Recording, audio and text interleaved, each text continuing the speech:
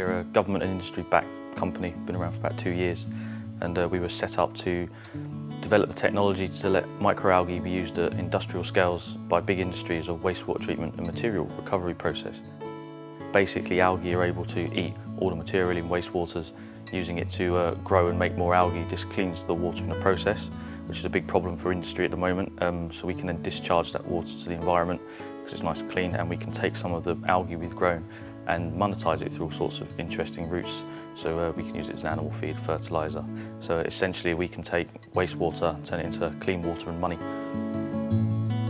When we were setting up the company, we had a few problems we come across.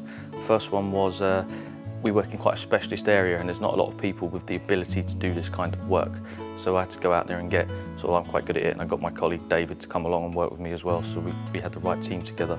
But also we're very technical, we're the best at the technical side of things, but the commercial side we're not quite as good at. So one of the first things I did was like, well, we need to work with people who can teach us and work with us on those kinds of things. So we went straight down to the Innovation Centre at Bath, part of the Set Squared partnership, and signed up there, and they've been sort of helping us develop our company through the various stages of scaling up since then, and getting the funding in we need to do some of these things, because what we do is very industrial, it's a bit sort of capital equipment intensive. We need grant funding at the moment, more of an investment to sort of get the confidence up. So they've been helping us a lot, supporting us to get all these kind of things ready, and it's gone really well so far. We've just recently won a few awards. We're one of the UK startups with the most commercial potential. We won at the Pitch in the Palace, and we've also just been out to do 2 weeks of really intensive work on commercialising science and technology at MIT in Boston.